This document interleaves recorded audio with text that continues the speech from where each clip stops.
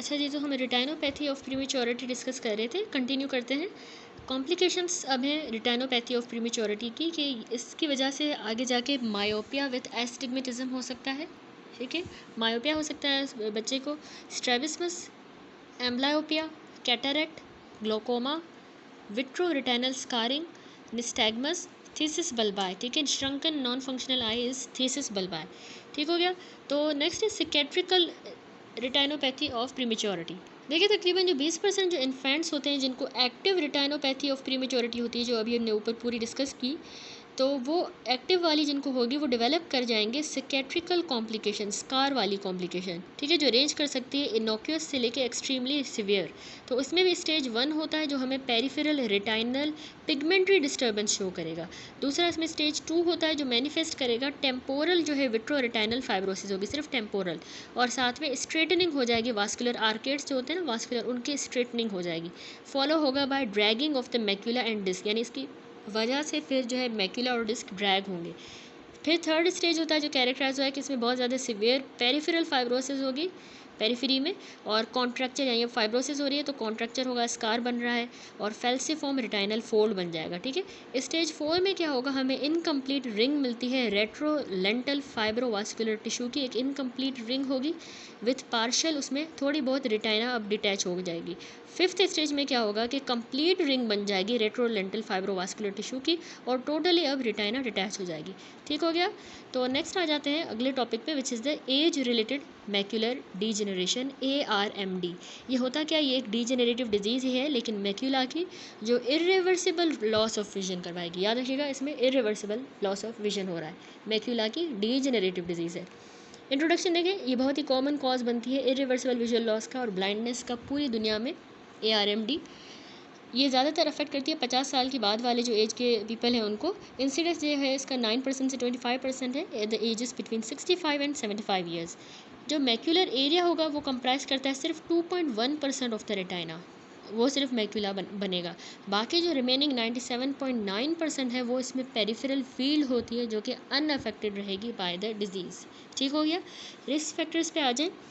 As जो है इसमें बहुत ही मेजर रिस्क फैक्टर होती है। फॉर्मेशन बनती है इस पर, अगर पोस्टीरियर पोल पे यहाँ पे फॉर्मेशन बनी है तो वो भी बहुत रिस्क फैक्टर है इंपॉर्टेंट। रेस के हिसाब से वाइट इंडिविजुअल्स में ज़्यादा कॉमन है, कॉकेशियंस में। हेरिडिटी में फैमिली हिस्ट्री भी इंपॉर्टेंट है। हाइपरटेंशन है अगर किसी को तो रिस्क फैक्टर ज़्यादा है। स्मोकिंग जो है ना वो डबल कर देती है रिस्क को, क्योंकि इससे जो है लेवल ऑफ सर्कुलेटिंग एंटीऑक्सीडेंट जो है सर्कुलेशन में बढ़ जाते हैं, तो उससे और ज़्यादा ARMD का रिस्क बढ़ेगा। हाई कोलेस्ट्रॉल लेवल से भी, ओबेसिटी, और अगर एब्डोमिनल किसी को ओबेसिटी है स्पेशली मेंस में तो उससे भी रिस्क ज़्यादा है। लो डाइटरी फिश का इंटेक कम है, अगर सनलाइट का एक्सपोजर ज़्यादा है, अगर एस्पिरिन ड्रग में जो है एस्पिरिन जो है वो बढ़ा देती है नियोवास्कुलर AMD का रिस्क। ठीक है, एज रिलेटेड मैक्यूलर डिजेनरेशन का रिस्क एस्पिरिन से बढ़ जाता है। पैथोजेनेसिस देखें, जो मेजर एबनॉर्मलिटीज़ होती है ना ARMD की पैथोजेनेसिस में, वो होते हैं हमारे फोटो रिसेप्टर्स, हमारी रिटाइनल पिगमेंट एपिथीलियम, ब्रुश मेम्ब्रेन और कोरियो कैपिलरीज। ठीक है, इनमें जो है हमें पूरी पैथोजेनेसिस में हमें मेजर एबनॉर्मलिटीज़ इन सारे कंपोनेंट्स में इस डिजीज़ में मिलती हैं। ठीक हो गया। तो टाइप्स ऑफ ARMD होती हैं। एक एट्रोफिक टाइप है जिसको हम ड्राई या नॉन नियोवास्कुलर कहेंगे, ड्राई। दूसरी एक्सुडेटिव है जिसको हम वेट या नियोवास्कुलर ARMD कहेंगे। ड्राई वाली ARMD देखें, इसमें जो प्रिंसिपल लेजन होती है वो ड्राई ARMD की क्या होगी कि इसमें फॉर्मेशन हो जाएगी drusen and atrophy of the retinal pigment epithelium and chorio capillaries की भी एट्रोफी हो जाएगी। ठीक है, ड्रसन फॉर्मेशन होगी। ड्रसन की फॉर्मेशन आगे हम देखेंगे कि ड्रसन फॉर्मेशन क्या होता है, और इसके अलावा रिटाइनल पिगमेंट एपिथेलियम और कोरियो कैपिलरीज की एट्रोफी हो जाएगी इस टाइप पे ड्राई ARMD में। अब जो सीक्वेंस है ना यहाँ पे मैक्यूलर डीजेनरेशन चेंजेस का ARMD में, वो सीक्वेंस फॉलोइंग है। सबसे पहले देखें क्या होता है कि थिकनिंग होगी और फ्रेगमेंटेशन हो जाएगी, जो ब्रुश मेम्ब्रेन है उसकी वो थिकन भी हो रही है, टूट भी रही है, फ्रेगमेंट हो रही है। ये सबसे पहला चेंज है जो हमें हिस्टोकेमिकली ड्राई ARMD में नज़र आता है। दूसरा क्या होता है, ड्रूसेंस की फॉर्मेशन। ड्रूसन क्या होते हैं, देखिए येलो कलर के yellow white extra cellular material ही होता है जो डिपॉजिट कर जाता है रिटाइनल पिगमेंट एपिथेलियम और ब्रुश मेम्ब्रेन के दरमियान, ये डिपॉजिट जो है जमा होंगे। तो इसमें आ जाता है हार्ड ड्रूसन, दूसरा सॉफ्ट ड्रूसन, हार्ड वाला छोटा ड्रूसन होता है, ये वेल डिफाइंड होंगे, और सॉफ्ट ड्रूसन बड़े ड्रूसन होते हैं, लार्ज होते हैं, और ये लेस वेल डिफाइंड होंगे, और ये कॉलिसिस होंगे, मिलके बड़े होके एलिवेशन करवा देंगे हमारी रेटिनल पिगमेंट एपिथेलियम की। तो यहाँ देखिए ये ड्रूसन दिखाए गए हैं मैक्यूलर एरिया में। तीसरा चेंज क्या होता है, रेटिनल पिगमेंट एपिथेलियम का चेंज होगा। जो रेटिनल एपिथेलियम पिगमेंट एपिथेलियम इन ड्रूसन के ऊपर है उसमें एट्रोफिक चेंजेस आएंगे, यानी हाइपो और उसकी हाइपर पिगमेंटेशन होगी। नंबर 4, फोटो रिसेप्टर के चेंजेस आएंगे। जो फोटो रिसेप्टर्स यहाँ पे ओवरलाई कर रहे हैं इस एट्रोफिक रेटिनल पिगमेंट एपिथेलियम को, वो फोटो रिसेप्टर डैमेज हो जाएंगे, ठीक है। नंबर 5, कोरियो कैपिलरीज में भी एट्रोफी हो जाएगी। एंड नंबर 6, एट्रोफिक या जियोग्राफिकल ड्राई ARMD रिजल्ट करता है from the retinal pigment epithelium, photo receptors और कोरियो कैपिलरीज की एट्रोफी की वजह से ये ड्राई ARMD बना, ठीक हो गया। दूसरा होता है वेट ARMD, उसको कहते हैं, इसमें क्या होगा कि कोरोइडल नियोवास्कुलराइजेशन हो जाएगी, यानी कि ब्लड वेसल जो है फ्रॉम कोरियो कैपिलरीज वो आगे एक्सटेंड करेंगे और ग्रो करेंगे through the breaks in the Bruch membrane. हमने कहा ना ब्रूश मेम्ब्रेन टूट भी रही है, डिसइंटीग्रेट भी कर रही है, थिकन भी हो रही है, तो वो जो ब्रेक्स है ना उनमें से ये कोरियो कैपिलरीज एक्सटेंड करेंगी, ग्रो करती जाएंगी सब रेटिनल पिगमेंट एपिथेलियम में या सब रेटिनल स्पेस के अंदर आ जाएंगी, ठीक हो गया। अब ये नई जो वेसल्स बनी है, नियोवास्कुलराइजेशन हुई है, ये बहुत लीकी होंगी, जिसके नतीजे में एक सीरियस एक्सुडेटिव या हेमरेजिक ARMD मैक्यूलोपैथी हो जाएगी, तभी ये एक्सुडेटिव है, ठीक है। तो एक्सुडेटिव लेशन रिजॉल्व कर जाती है और इवेंचुअली एक पीछे फाइब्रस स्कार बन जाता है, ठीक हो गया। ये इसकी कॉम्प्लिकेशन हो गई। तो अब जो है आगे पूरी जो है डिटेल है इसकी, जो हमने प्रोसेस पूरा समझा एट्रोफिक ARMD का, यानी ड्राई वाला नॉन न्यूवास्कुलर एट्रोफिक ARMD, ये बहुत ही कॉमन फॉर्म है, कंप्राइज करती है तकरीबन 90% ARMD के केसेस को। कॉज होती है कि इसमें हमने देखा कि प्रोग्रेसिवली एट्रोफी हो रही है फोटो रिसेप्टर्स की, रेटिनल पिगमेंट एपिथेलियम की और कोरियो कैपिलरीज की भी प्रोग्रेसिव एट्रोफी हो जाती है। तो क्लिनिकल फीचर्स क्या होते हैं इसमें, सिम्टम्स जो है वो ग्रेजुअली, सेंट्रल विजन जो है ना पेशेंट का महीनों से लेकर सालों तक ये ग्रेजुअली इम्पेयर होगा, सेंट्रल विजन। दूसरा पेशेंट कंप्लेन करेगा कि इसका विजन डिस्टोर्ट हो गया है और उसको पढ़ने में जो है बहुत मुश्किल हो रही है। इसके अलावा दोनों जो आंखें होंगी वो अफेक्ट होंगी ऑफन सिमेट्रिकली, ठीक है। ये सिम्टम्स है। साइंस हमें क्या मिलेंगे, पेशेंट की विजुअल एक्टिविटी कम हो जाएगी, ठीक हो गया। फंडस की एग्जामिनेशन में 3 स्टेजेस हमें मिलते हैं, अर्ली एसिम्टोमेटिक स्टेज, इंटरमीडिएट वाला जिसमें कुछ विजुअल लॉस होगा, तीसरा एडवांस स्टेज हमें मिलता है जिसमें बहुत ज़्यादा सिग्निफिकेंट विजुअल लॉस हो जाएगा। तो अर्ली स्टेज जो एसिम्टोमेटिक होता है उसमें क्या होता है कि वेल डिफाइंड से छोटे छोटे ड्रूसन बनेंगे, ठीक है। ड्रूसन हमने देखे येलो वाइट से जो बन रहे थे, एक्स्ट्रा सेलुलर मटेरियल के डिपॉजिट रेटिनल पिगमेंट एपिथेलियम के और ब्रूश मेम्ब्रेन के दरमियान छोटे छोटे होंगे, वेल डिफाइंड होंगे अर्ली स्टेज में। फोकल हाइपर पिगमेंटेशन होगी कहीं कहीं फोकली, ठीक है, फोकली एक साइड पे। पेल एरिया मिलेगा हमें रेटिनल पिगमेंट एपिथेलियम एट्रोफी का, जहाँ पे एट्रोफी है वो पेल हो जाएगा। दूसरा जो इंटरमीडिएट स्टेज है जहाँ पे कुछ विजुअल लॉस हुआ है, यहाँ पे अब लेस डिफाइंड लार्ज से सॉफ्ट ड्रूसन बनेंगे, बड़े होंगे, लेस डिफाइंड होंगे। Sharply circumscribed small circular areas of retinal pigment epithelium atrophy होगा, जो साथ में एसोसिएटेड होगा कोरियो कैपिलरी का भी वहाँ पे वेरिएबल लॉस होगा, ठीक है। रेटिनल पिगमेंट एपिथेलियम की एट्रोफी हुई है जो हमें छोटा सा एक शार्पली सर्कमस्क्राइब्ड सर्कुलर एरिया नजर आएगा, और इसके अलावा कोरियो कैपिलरीज का भी थोड़ा बहुत लॉस हो जाएगा।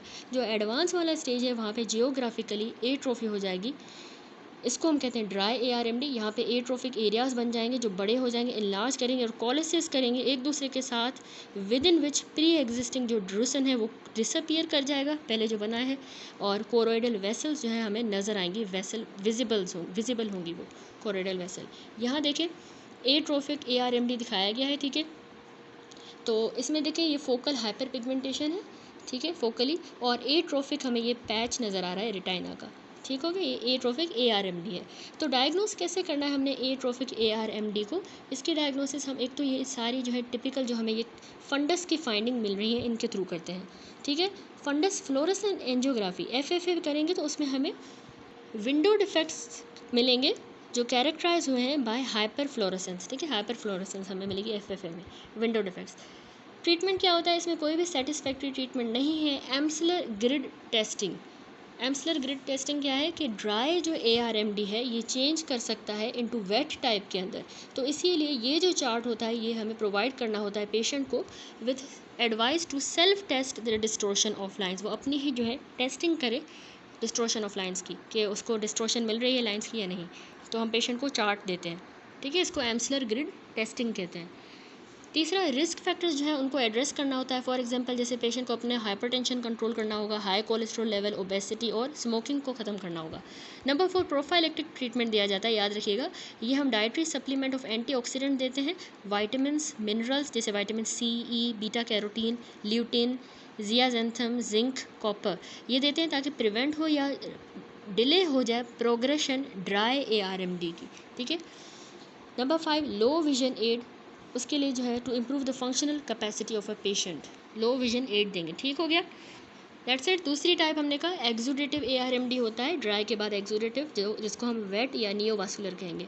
ये सिर्फ 10% ARMD के केसेस होते हैं। इसमें अब जो क्लिनिकल फीचर है उसमें सिम्टम होंगे पेशेंट को कि उसका अचानक से, वहाँ ग्रेजुअल था, इसमें सडनली सेंट्रल विजुअल लॉस हो रहा है, जो मेटामॉर्फोजिया के साथ एसोसिएटेड होगा। मेटामॉर्फोजिया यानी जो चीज़ होगी उससे कम्प्लीटली चेंज उसको नज़र आएगी। ठीक हो गया। दूसरा जो है पॉजिटिव स्कोटोमा भी प्रेजेंट हो सकते हैं, वो हेमरेज की वजह से होंगे इसमें। ठीक हो गया। अब साइंस जो हमें मिलेंगे वो वेरिएबल होंगे और डिपेंड करता है स्टेज के ऊपर। तो कोरोइडल नियोवास्कुलराइजेशन, कोरोइड की, ये ओरिजिनेट करता है कोरियो कैपिलरीज से, ग्रो करेगा through the defect in the Bruch membrane, जो ब्रूश मेम्ब्रेन जो फ्रेगमेंट हो गई उसमें से कोरियो कैपिलरीज ग्रो करेंगी इनटू द हमारी सब रिटाइनल पिगमेंट एपिथेलियम में या सब रिटाइनल स्पेस के अंदर। ठीक है, ये साइन हमें मिलता है। तो अब टाइप्स हैं कुछ कोरोइडल नियोवास्कुलराइजेशन के। ठीक है, तो सब रिटाइनल पिगमेंट एपिथेलियम कोरियो नियोवास्कुलराइजेशन टाइप 1 होती है। लीकेज और ब्लीडिंग जो है ये कॉज करवा देगी पिगमेंट एपिथेलियम की डिटैचमेंट, वो वहाँ पे एक्यूमुलेट हो रहा है तो डिटैचमेंट हो जाएगी, जो कि सीरस पिगमेंट एपिथेलियम डिटैचमेंट भी हो सकती है, जिसमें एक ऑरेंज डोम शेप की एलिवेशन बन जाएगी, ऑरेंज कलर की, शार्पली डीलिनिएटेड एजेस के साथ। ठीक है, बिल्कुल डीलिनिएटेड शार्प एजेस होंगे इसके, इसको कहते हैं सीरस पिगमेंट एपिथेलियम डिटैचमेंट। ठीक है, तो हम टाइप्स पढ़ रहे हैं कोरोइडल नियोवास्कुलराइजेशन की, जिसमें सबसे पहली टाइप जो है सब retinal pigment epithelium choroidal neovascularization type 1 discuss करें। टाइप 1 में सबसे पहले हमने सीरस PED डिस्कस की। दूसरी होती है हेमरेजिक PED। इसमें क्या होता है, एक डार्क रेड कलर का, वहाँ वो ऑरेंज था, ये डार्क रेड डोम शेप की एक एलिवेशन बन जाएगी, डार्क रेड होगी। ठीक है, और वेल डिफाइंड आउटलाइन के साथ होगी। तीसरी होती है फाइब्रोवास्कुलर PED। अब इसमें भी ऑरेंज शेप की एलिवेशन होगी और वो बहुत ज़्यादा इरेगुलर सरफेसेस और एजेस, उसमें बिल्कुल शार्पली डिमार्केटेड एजेस थे। हेमरेजिक में वेल डिफाइंड थे और यहाँ पे इरेगुलर सरफेस और एजेस होंगे। ठीक हो गया फाइब्रोवास्कुलर में। दूसरी टाइप है सब न्यूरोसेंसरी कोरोइडल नियोवास्कुलराइजेशन टाइप 2। ये सब न्यूरोसेंसरी। अब ये जो कोरोइडल नियोवास्कुलराइजेशन है ये हमारे रिटाइनल पिगमेंट एपिथेलियम और जो सेंसरी रिटाइनल स्पेस है उनके दरमियान हो रही है।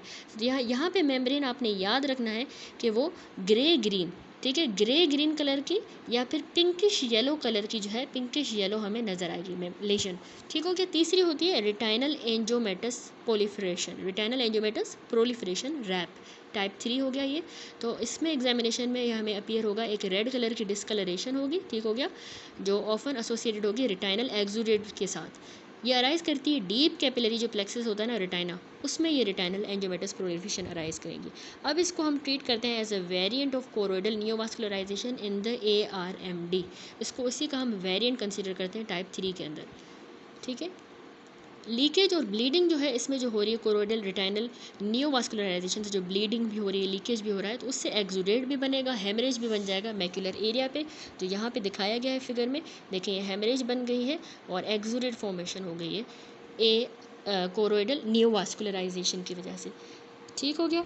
चौथी टाइप होती है फाइब्रस डिसीफॉर्म स्कार। ये मैक्यूला पे बनता है क्योंकि जो है एक्सुडेट की और हेमरेजिक मैक्यूलोपैथी की रेजोल्यूशन हो जाती है, तो पीछे एक फाइब्रस डिसीफॉर्म स्कार बन जाता है। नेक्स्ट आ जाए डायग्नोसिस पे। तो डायग्नोसिस हम करते हैं टिपिकल क्लिनिकल फंडस की फाइंडिंग पे। एक तो फंडस फ्लोरेसेंट एंजियोग्राफी FFA बहुत इंपॉर्टेंट होता है ताकि हम डिटेक्ट भी करें और प्रिसाइज लोकलाइजेशन कर दें कोरोइडल नियोवास्कुलर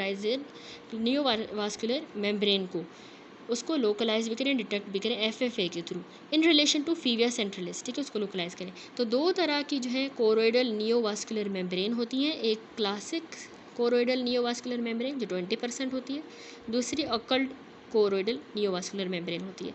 क्लासिक वाली जो है वो वेल डिफाइंड हाइपरफ्लोरेसेंस वाले एरिया पे अपीयर करेगी, जो फिल करेगी लेसी पैटर्न में, ठीक है, लेस की तरह पैटर्न होगा उसके अर्ली फेज़ में, और फिर प्रोग्रेसिवली वो आगे जाके लीकी हो जाएगी सब रिटाइनल स्पेस के अंदर तकरीबन 1 या 2 मिनट में। तो ये सब फीवियल भी हो सकती है, फीविया के अराउंड, या इवन एक्स्ट्रा फीवियल भी हो सकती है, फीविया के बाहर या उसके नीचे भी हो सकती है या उसके बाहर। तो जो यहाँ पे फिगर है इसमें 47 में दिखाया गया FFA एक्सुडेटिव ARMD किया गया है। ये देखिए हेमरेज नज़र आ रही है हमें, और कोरोइडल नियोवास्कुलर मेम्ब्रेन दिखाई दे रही है जो हमें लीकेज दिखा रही है डाई का, यहाँ पे लीकेज हो गया है। ठीक है, क्लासिक वाले के बाद दूसरी अकल्ट CNVM होता है, कोरोइडल नियोवास्कुलर मेम्ब्रेन। अकल्ट में क्या होता है, इसकी ये लिमिट कर देता है not well defined on the FFA। इसकी लिमिट्स हमें FFA पे वेल डिफाइंड नहीं होगी। ये सब रिटाइनल पिगमेंट एपिथेलियम भी हो सकता है या अनडिटरमाइंड सोर्स का। ठीक हो गया, तो ये हम डायग्नोस कर रहे हैं फंडस फ्लोरेसेंस एंजियोग्राफी के थ्रू। इसको कोरोइडल नियोवास्कुलर मेम्ब्रेन को हमने डायग्नोस किया FFA पे। ठीक है, तो इसके अलावा डायग्नोसिस की जाती है इंडोसाइनिन ग्रीन एंजियोग्राफी के थ्रू, ICG के थ्रू। ये ज़्यादा सुपीरियर है बनस्पत FFA के in identifying the occult CNVM membrane. Occult जो कोरोइडल नियोवास्कुलराइजेशन मेम्ब्रेन होती है ना, उसको आइडेंटिफाई करने के लिए ये ज़्यादा अच्छा रहेगा ICG, और कोरोइडल नियोवास्कुलराइजेशन मेम्ब्रेन जो एसोसिएटेड होती है ओवरलाइंग हेमरेज के साथ, उसको भी। ठीक है, इसके अलावा डायग्नोसिस में होता है OCT, ऑप्टिकल कोहेरेंस टोमोग्राफी भी हम करते हैं, यहाँ पे फिगर में भी दिखाया गया है। तो ये यूजफुल रहता है in the diagnosis and the management of the choroidal neovascular membrane response to the treatment check करने के लिए। ये रिवील करेगा हमें इंट्रा रिटाइनल थिकनिंग दिखाएगा, और कोरोइडल जो नियोवास्कुलराइजेशन है वो भी हमें विजिबल होगी। इसके अलावा हेमरेजेस जो हैं वो भी हमें एक्सुडेटिव ARMD में नज़र आएंगे। तो यहाँ पे भी देखिए फिगर में दिखाया गया है कि यहाँ पे कोरोइडल नियोवास्कुलर मेम्ब्रेन नज़र आ रही है, और ये जो है पिगमेंट एपिथेलियल डिटैचमेंट हो गई है। ठीक हो गया, OCT पे ऑप्टिकल कोहेरेंस टोमोग्राफी। ट्रीट कैसे करना है, बहुत इंपॉर्टेंट है ट्रीटमेंट। सबसे पहले जो है एंटी एंजियोजेनिक थेरेपी, क्योंकि नियोवास्कुलराइजेशन हो रही है तो एंजियोजेनेसिस को स्टॉप करना होगा। विट्रस के अंदर intravitreal anti vascular endothelial growth factor therapy जो है वो अब ट्रीटमेंट बन गई है, फर्स्ट चॉइस बन गई है सारी CNV लेजन्स का। ठीक है, कोरोइडल नियोवास्कुलर लेजन्स का। तो anti-VEGF जो है ये स्लो कर देते हैं गुड रिजल्ट्स को, शो करते हैं गुड रिजल्ट्स को, और ये डिस्क्राइब हुए हैं डायबिटिक रेटिनोपैथी में। ये हमने पहले ही डिस्क्राइब कर लिया है। ठीक है, इनका रोल। इसके अलावा दूसरा होता है इंट्राविट्रस के अंदर हम स्टेरॉइड्स दें, जैसे ट्राइएमसिलिनोन एसिटोनाइड, तो ये भी इंप्रूव कर देता है रिटाइनल थिकनेस को, और वास्कुलर जो एक्सुडेशन हो रही है ना उसको भी कम कर देगा सिलेक्टिव केसेस में। दूसरा एंटी एंजियोजेनिक थेरेपी के बाद दूसरा हमारा ट्रीटमेंट होता है आर्गन लेज़र फोटोकोएगुलेशन। ये अर्ली वाले और जो सिलेक्टेड केसेस हैं उनमें बहुत इफेक्टिव रहता है। इंडिकेट हम ये कब करते हैं, जो एक्स्ट्रा फीविया के बाद बाहर जो हो रही है ना CNVM कोरोइडल नियोवास्कुलराइजेशन मेम्ब्रेन, उसमें हम कहते हैं। याद रखिएगा हम ये सब फीवियल CNVM में नहीं देंगे आर्गन लेज़र फोटोकोएगुलेशन। ठीक है, फीविया से नीचे वाली अगर लेयर में हो रहा है। थर्ड ट्रीटमेंट होता है फोटोडायनेमिक थेरेपी, जिसको हम कह रहे हैं PDT। ठीक है, फोटोडायनेमिक थेरेपी में क्या होता है कि जैसे वर्टिपोर्फिन एक फोटोसेंसिटाइज़र है, या फिर लाइट एक्टिवेटेड डाई एक हम इंजेक्ट कर देते हैं IV में, जो कि हमारे डिवाइडिंग सेल्स टेकअप करेंगे, जिसमें नियोवास्कुलर टिश्यू भी आ जाता है, वो भी टेकअप करेगा। ठीक है, अब इसको जो है ना वर्टिपोर्फिन को, इसको हम फिर डायोड की मदद से इसको एक्टिवेट करेंगे, डायोड लेज़र की मदद से, जिसकी वेवलेंथ होगी 689 नैनोमीटर। तो एक्टिवेटेड डाई क्या करेगा, जनरेट कर देगा रिएक्टिव ऑक्सीजन। वो रिएक्टिव ऑक्सीजन जो है कैपिलरी एंडोथीलियल सेल डैमेज करवा देगी और वेसल की थ्रोम्बोसिस करवा देगी। तो ये याद रखिएगा। अब जो सब फीवियल में हम वहाँ पे वो नहीं दे रहे थे, आर्गन लेज़र फोटोकोएगुलेशन नहीं कर रहे थे हम सब फीवियल में, तो यहाँ पे अब ये हम कर सकते हैं। सब फीवियल कोरोइडल नियोवास्कुलर मेम्ब्रेन में फोटोडायनेमिक थेरेपी हम कर सकते हैं। नंबर 4 ट्रीटमेंट होता है ट्रांसप्यूपिलरी थर्मोथेरेपी, TTT। याद रखिएगा, ये जो है इसमें डायोड लेज़र जो है कंसीडर किया जाता है। सब फीवियल अकल्ट वाली CNV में हम ये करेंगे TTT। ठीक है, तो फोटोडायनेमिक जो थेरेपी थी वो बेटर होती है बनस्पत इस ट्रांसप्यूपिलरी थर्मोथेरेपी के, लेकिन ये बहुत महंगी होती है। ठीक है, फोटोडायनेमिक वाली जिसमें डाई इंजेक्ट करें वो महंगी होती है, कॉस्टली होती है। फिफ्थ ऑप्शन होता है हमारे पास सर्जरी। तो सब मैक्यूलर सर्जरी, उसमें क्या होता है कि सर्जिकली हम रिमूव करते हैं सब मैक्यूलर ब्लड को जो मैक्यूलर में बन गया है, CNVM को या दोनों को करेंगे। दूसरा हम मैक्यूलर ट्रांसलोकेशन करते हैं, उसमें क्या है सर्जिकली हम जो फीविया होता है उसको रोटेट कर देंगे, मूव करेंगे away from the choroidal neovascularization membrane से, उससे दूर कर देंगे। इसको कहते हैं macular translocation. That's it. Next अगला हमारा टॉपिक है रेटाइनल डिटैचमेंट। ठीक है, डेफिनेशन क्या है, बहुत इजी है कि ये सेपरेशन हो जाती है हमारे सेंसरी रेटाइना की रेटाइनल पिगमेंट एपिथेलियम से, वो सेपरेट हो गई है बाय सब रेटाइनल फ्लूइड की वजह से। ठीक है, रेटाइना के नीचे फ्लूइड जमा हो गया, उस वजह से सेपरेशन हुई है। टाइप्स होती है, एक रेगमेटोजेनस और दूसरी नॉन रेगमेटोजेनस। रेगमेटोजेनस याद रखिएगा, उसको हम प्राइमरी रेटाइनल डिटैचमेंट भी कहते हैं, जो कि होती है जब फुल थिकनेस का ब्रेक आ जाए सेंसरी रेटाइना में। ठीक है, फुल थिकनेस का सेंसरी रेटाइना में ब्रेक आ गया है तो उसको प्राइमरी रेटाइनल डिटैचमेंट या रेगमेटोजेनस कहेंगे। नॉन रेगमेटोजेनस को सेकेंडरी रेटाइनल डिटैचमेंट कहा जाता है। इसको फिर फर्दर डिवाइड किया गया है, ट्रैक्शनल रेटाइनल डिटैचमेंट, एक्सुडेटिव यानी सीरियस रेटाइनल डिटैचमेंट। ट्रैक्शनल वाली आपने याद रखना है, क्योंकि ट्रैक्शन हो रहा है यानी पुल हो रहा है सेंसरी रेटाइना का किसी कॉन्ट्रैक्टिंग विट्रो रेटाइनल मेम्ब्रेन की वजह से। विट्रो रेटाइना कोई एक कॉन्ट्रैक्टिंग मेम्ब्रेन बनी है जिसको पुल कर रही है, ट्रैक्शन दे रही है, तो ट्रैक्शनल रेटाइनल डिटैचमेंट होगी। एक्सुडेटिव में नाम से पता चला सीरियस ये होगा क्योंकि जो रेटाइनल पिगमेंट एपिथेलियम है वो डैमेज हो गई है, डैमेज हुई है तो वो अलाउ कर रही है फ्लूइड को from the choriocapillaries to enter the sub retinal space. ठीक है, कोरियो कैपिलरीज से फ्लूइड सब रेटाइनल स्पेस में आ गया, यानी एक्सुडेटिव सीरियस रेटाइनल डिटैचमेंट हो जाएगी। सबकी डिटेल हम देखेंगे, ठीक है, परेशान नहीं होना। सबसे पहले है रेगमेटोजेनस रेटाइनल डिटैचमेंट। इसमें क्या होता है, इसकी डेफिनेशन है कि रेटाइनल डिटैचमेंट कॉज हो जब ब्रेक आ जाए सेंसरी रेटाइना में। ठीक है, break in the sensory retina में की वजह से रेटाइनल डिटैचमेंट हो तो उसको हम रेगमेटोजेनस रेटाइनल डिटैचमेंट कहेंगे। क्यों होता है, एटियोलॉजी क्या है, फुल थिकनेस ब्रेक जो है हमारी सेंसरी रेटाइना में वो अलाउ करती है फ्लूइड को कि वो लिक्विफाइड यानी जो लिक्विफाइड विट्रस जेल है, उस लिक्विफाइड विट्रस जेल में से फ्लूइड एंटर कर जाएगा सब रेटाइनल स्पेस के अंदर। उसके नतीजे में जो सेंसरी रेटाइना है वो सेपरेट हो जाएगा रेटाइनल पिगमेंट एपिथेलियम के साथ। ठीक है, क्योंकि वहाँ पे फ्लूइड आ गया है विट्रस जेल का। क्यों आया है, क्योंकि ब्रेक आ गया है सेंसरी रेटाइना में। ठीक है, सेंसरी रेटाइना है उसमें ब्रेक आ गया तो जो फ्लूइड है लिक्विफाइड विट्रस जेल वो अंदर चला जाएगा सब रेटाइनल स्पेस में, और उसके नतीजे में sensory retina retinal pigment epithelium से डिटैच हो जाएगी। अब इसके कुछ प्री डिस्पोजिंग फैक्टर्स हैं। एक तो पोस्टीरियर विट्रस की अगर डिटैचमेंट हो जाती है तो ये कंडीशन होगी। पेरिफेरल रेटाइनल डीजेनरेशंस की वजह से जो है ये हो सकता है रेगमेटोजेनस रेटाइनल डिटैचमेंट्स, यानी पेरीफेरी में डीजनरेशन हुई, या लेटिस डीजनरेशन, पेरीफेरी में भी लेटिस डीजनरेशन हो सकती है, स्नेल ट्रैक डीजनरेशन भी हो सकती है। ठीक है, इसके अलावा हाई मायोपिया यानी पैथोलॉजिकल अगर मायोपिया है किसी को तो ये डीजनरेशन हो सकती है, डिटैचमेंट ट्रॉमा की वजह से हो सकता है, एफेकिया या सूडोफेकिया की वजह से। अब ब्रेक्स जो आ रहे हैं सेंसरी एपिथेलियम में उसकी भी फर्दर टाइप्स होती हैं, डिफरेंट टाइप्स हैं। रेटाइनल होल होता है, retinal tear, giant retinal tear, dialysis. सबसे पहले रिटाइनल होल। ये रिटाइनल होल जो है ना कॉज होता है अगर क्रोनिक एट्रोफी हो जाए सेंसरी रेटाइना की, क्रोनिकली उसकी एट्रोफी हो रही है तो रिटाइनल होल बनता है। अब ये होल की जो फॉर्मेशन है ये पेरिफेरल रिटाइनल डीजेनरेशंस में बहुत कॉमन होता है। ठीक है, फॉर एग्जांपल जैसे कि लेटिस डीजेनरेशन में, snail track degeneration, myopic degeneration, peripheral cystoid degeneration, इनमें बहुत कॉमन है ये रिटाइनल होल। इसके अलावा होता है रिटाइनल